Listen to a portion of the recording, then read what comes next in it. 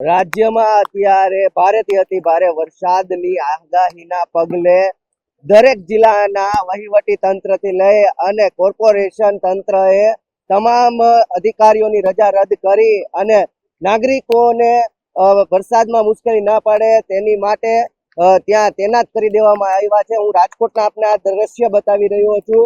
રાજકોટના પોપટપરાના ગરનાળાના આ દ્રશ્ય છે.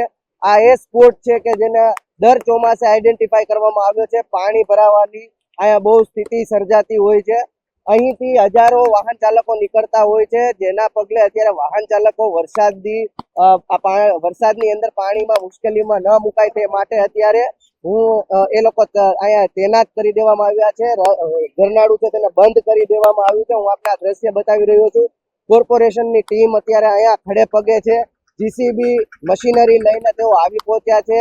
જો પાણીનો વધારે ભરાવો થાય તો તેનો નિકાલ કરવાની પણ તેઓએ તૈયારી બતાવી છે.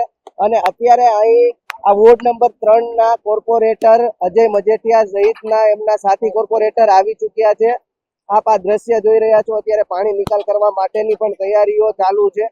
અને હું આપને આ બતાવીશ કે અમારા ભૂલછાપ ડિજિટલના સ્ક્રીનના માધ્યમથી કે જોઈ શકો છો આ સ્થિતિ એ અત્યારે રાજકોટના વોર્ડ નંબર 3 ના પોપટપરાના ગરનાળાની અંદર દરેક તંત્ર અત્યારે કામે વળગી ગયું છે.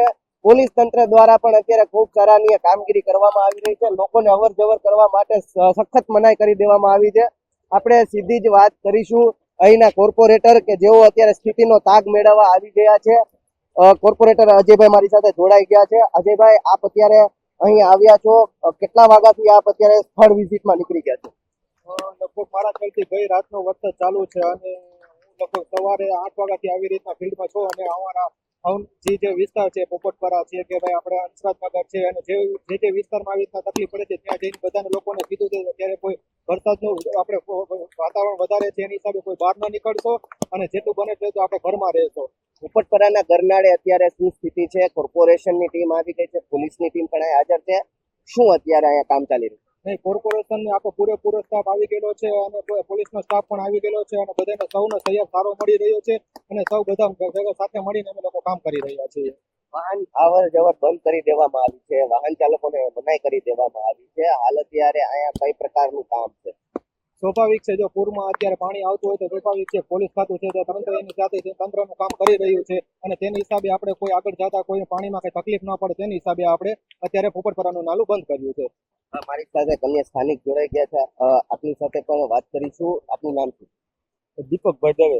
દીપકભાઈ, આપને અત્યારની આ સ્થિતિ જોઈને શું લાગી રહ્યું છે કે પહેલા વરસાદ આવતા ત્યારે કઈ પ્રકારનું અહીંયા કામ રહેતું હતું? હાલ જે કોર્પોરેશનની ટીમ, પોલીસની ટીમ ઉતરી છે, કોર્પોરેટર ખુદ સ્થળ ઉપર છે, કેવું લાગ્યું આ વખતે? એમાં એવું છે કે હંમેશા તો નિયમ હોય છે કે જ્યારે ચોમાસું આવવાનું હોય ત્યારે હંમેશા કોર્પોરેશન અગાઉ પણ તેની તૈયારીના ભાગ સ્વરૂપે તમામ હોકડા હોય કે જેમાં અમારે અત્યારે ભોમેશ્વરથી થઈને જે પાણી આવે છે, પરસાણા નગર, હંસરાજ નગર, એવા જે વિસ્તારમાંથી હોકડા છે એ વિસ્તારમાંથી પસાર થઈને પોપટપરા નાલામાં આવતું હોય છે એટલે એની જે સફાઈ થતી હોય છે એના ભાગ સ્વરૂપે અત્યારની જે વરસાદની પરિસ્થિતિ જોતા અને જે સફાઈ થઈ છે એ તમારી નરી આંખે તમે જોઈ શકો છો કે પાણીનો નિકાલ સ્થળ પર અત્યારે ટીમ છે, બહુ મોટો સ્ટાફ ઉતરો છે, ખૂબ કર્મચારીઓ અહીંયા દેખાઈ રહ્યા છે.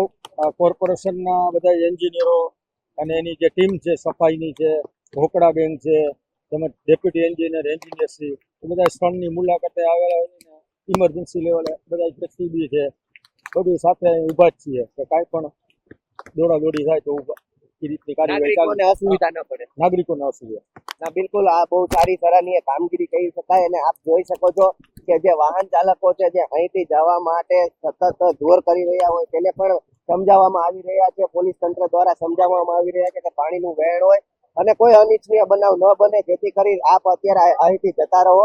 આ પ્રકારે અત્યારે વાહન ચાલકોને પણ સમજાવવામાં આવી રહ્યા છે. આ વોટ્સઅપ અત્યારે જે આપ જોઈ રહ્યા છો કે રાજકોટના તમામ જેટલા પણ અત્યારે આવા આઈડેન્ટિફાઈ કરેલા જેટલા પણ સ્પોટ છે, સ્થળો છે, તે આ પ્રકારની કામગીરી રહેશે. રાજકોટની અંદર અત્યારે સવારથી લઈ 1.5 ઇંચ જેટલો વરસાદ વરસી ચૂક્યો છે. હાલ અત્યારે જે અત્યારની સ્થિતિ છે તેનો ગ્રાઉન્ડ ઝીરો રિપોર્ટ અમે આપની સમક્ષ મૂક્યો છે. હજુ પણ અમે આવા કેટલાક રાજકોટના વિસ્તારો છે જેની મુલાકાત લઈશું, ત્યાંની સ્થિતિ શું છે, લોકોને કઈ પ્રકારની અગવડ પડી રહી છે, તંત્ર શું કામ કરી રહ્યું છે, આ તમામનો ચિતાર અમે આપની સમક્ષ મૂકશું. સહયોગી યુવરાજ ચૌહાણ સાથે પ્રતિપાલસિંહ ઝાલા, પુલચાપ ડિજિટલ, રાજકોટ.